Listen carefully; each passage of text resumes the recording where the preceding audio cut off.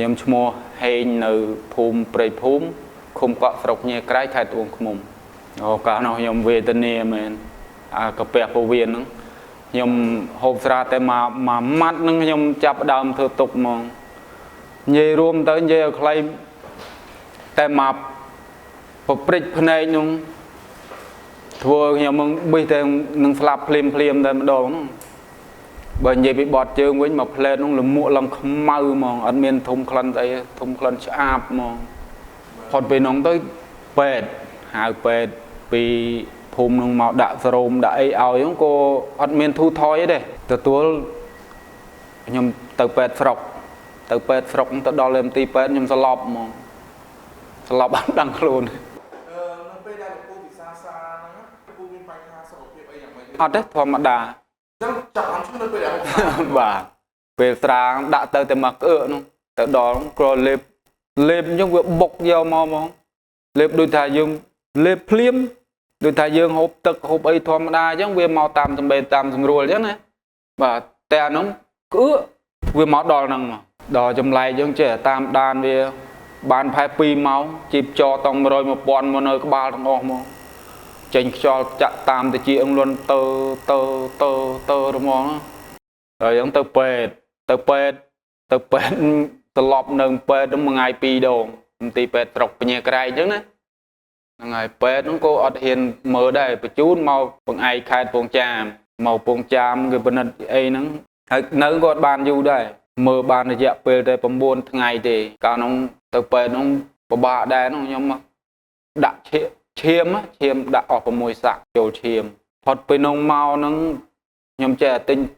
ថ្នាំពេទ្យថ្នាំអីហូបចឹងណាបាទហើយកាលនោះក៏ខ្ញុំមិនទាន់ដឹងខាងក្រុមហ៊ុននឹងកើតហើយនៅឬមួយក៏កើតហើយថាកាពះហ្នឹងអាលៀកធ្ងន់មិនត្រឹមកាពះដល់រហូតដល់ពវៀនពេទ្យថា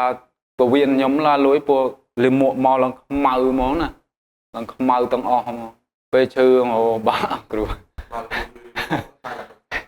ឈឺវាធ្វើទុកគ្រប់បែបគ្រប់យ៉ាងហ្មងតាំងពីឈឺចកេះក៏ឈឺឈឺក្បាលក៏ឈឺវល់មុខក៏ឈឺបើនិយាយពីវល់មុខវិញផុតពីនោះមកយើងបានថាខ្ញុំបានជារៀងធូរសះស្បើយអញ្ចឹងណាបាទអាចធ្វើការអីក្នុងផ្ទះឲ្យបានទិញទួយចឹងទៅពេលត្រូវវល់ប្រពន្ធក៏បញ្ជូនទៅពេទ្យដេកពេទ្យបង្អែកទីស្រុកហ្នឹងគ្រូអើយបើថាវល់ឡើងខៀវដីបើឆ្នាំហ្នឹងខ្ញុំវាភ្លេចដែរឆ្នាំហ្នឹងប្រហែលជា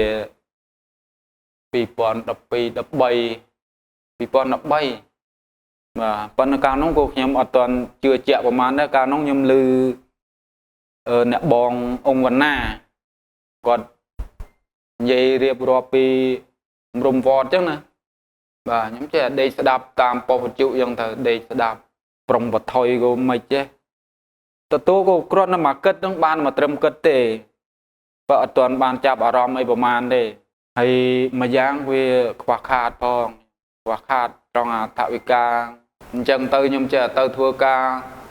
រលុយបានទិញទួយនៅថ្ងៃមួយខ្ញុំទិញអារែងថ្នាំខ្មែរគេ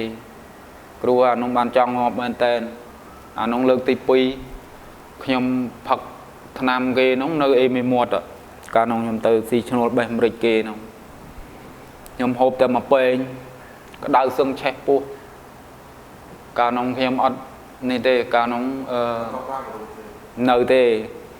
ហើយកាលនោះខ្ញុំស្ដាប់តាមប៉ុស្តិ៍វិទ្យុហ្នឹងមានក្រុមហ៊ុនហាមប៉ុនគេមួយខ្ញុំក៏មកពីនោះមកហ្នឹង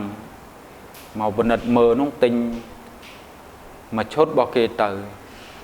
ហូបហ្នឹងវារៀងធូរបន្តិចដែរតែដល់ហើយឈុតទី2ទៅឲ្យខ្ញុំមកធ្វើទុកទៅមកខាងខ្លួនហ្នឹងរឹងតសៃអស់លីងហ្នឹងហើយរឹងតសៃខ្ញុំក៏ស្វែងមកពេទ្យរុស្ស៊ីពេទ្យអីឲ្យគេនេះមើលបេះដូងអីឲ្យក៏ពេទ្យគេផ្សំថ្នាំឲ្យហ្នឹងប្រហែលជាប់កន្លះខ្ចីបានតែយកទៅប្រើនៅដដែលគ្មានអីជល់ទេខ្ញុំចូលប្រើរំវត្តហ្នឹងក្នុងឆ្នាំមើល ពីពណ៌11ខ្ញុំឈឺពីពណ៌12ពីពណ៌13ចូលពីពណ៌13ខ្ញុំប្រើហ្នឹងខ្ញុំទៅទិញនៅនេះណានៅអីក្រែកវងមូលក្រែកខ្ញុំទៅទិញនៅក្នុងហូបមកខ្ញុំបានរយៈពេលប្រហែលជា7ថ្ងៃហ្នឹងខ្ញុំអាចបត់ជើងបានស្រួលអាក្បាលក៏លែងទៅឈឺអាវិលក៏លែងវិលកាលនោះខ្ញុំប្រើឈុតឯកទេសកាពះហ្នឹងកម្រពណ៌ប្រាក់ល្មៀតតែចឹងអាចនិយាយបានថាជាឈុតបាទ4មុខហ្នឹងប៉ុន្តែគ្រូលេបមកប្រើអស់មកហ្នឹងទៅវាចេះដាច់សហុយទៅវាផ្អាកទៅទល់ថាបានអញ្ចឹងទៅបានទៅទិញយកប្រើទៀតក៏ទៅខ្ញុំប្រើវាអស់ប្រហែលជា4ឈុតបានជាការដែលប្រើប្រាស់ប្រព័ន្ធខាងរោងហ្នឹងមានធ្វើទុកឬក៏ស្នាវិបត្តិសុខភាពរបស់គ្រូយ៉ាងម៉េចរាកបាទរាកមិនឲ្យយើងហេហត់ប្រហែលទេតែក៏រាករយៈពេល3ថ្ងៃបាទតែ3ថ្ងៃផុតពីនោះធម្មតាវិញលែងអីបត់ជើងក៏ស្រួលមិនសូវពិបាកកាលមុននោះបត់ជើងមកលមួកទូចក្របមកដូចអានេះលមួកទន្សាយអញ្ចឹងណាបាទក្របអញ្ចឹងដល់ប្រើអត់អីទួនធម្មតាស្រួលបត់ជើងអីអត់អីខ្ញុំមិនសូវជាបានចាំប្រហែលទេព្រោះបើថាចាំអាចចាំអាពេលអត់មានការងារធ្វើបើដល់អញ្ចឹងខ្ញុំវាខ្វះខាតផងធ្វើផងប្រើប្រាស់អាផលិតផលនឹងផងមិនទៅបានចាប់អារម្មណ៍គិតអីប្រហែលថ្ងៃទេប៉ុន្តែដឹងគាត់ថាអស់4ឈុតបាទ4ឈុតអូបើនិយាយទៅផលិតផលថ្លៃមែនតែបើចំពោះប្រភេទជំងឺបើយើងតាមបានតែវាក្រអស់ថ្លៃមួយឈុតមាន70,000 80,000ហ្នឹងហើយមួយឈុតហ្នឹង70,000 80,000ហ្នឹងរយៈពេល1ខែបាទហើយប្រៀបធៀបមកនឹងវត្តមរុំរបស់ខ្មែរយើងក្នុងមួយឈុតទីហោថា1ខែក្នុងកន្លះខែយើងអាចដឹងបានបាទអាចថាវាធូរស្រាលបានប្រហែលជា10ឬ20%បាទមកប៉ុណ្ណឹងក្នុងមួយឈុតណាបាទរយៈពេលប្រហែលជា5 6 7ថ្ងៃឬ10ថ្ងៃតម្លៃអាហ្នឹងតម្លៃរបស់ខ្មែរយើងមកប៉ុណ្ណឹងអាចគួរសមបានតម្លៃ2 ទៅ 10,000បាទមកប៉ុណ្ណឹងអាចបានបើដូចក្រុមរបស់គេនោះថ្លៃបើសម្រាប់អ្នកខ្ញុំអ្នកក្រ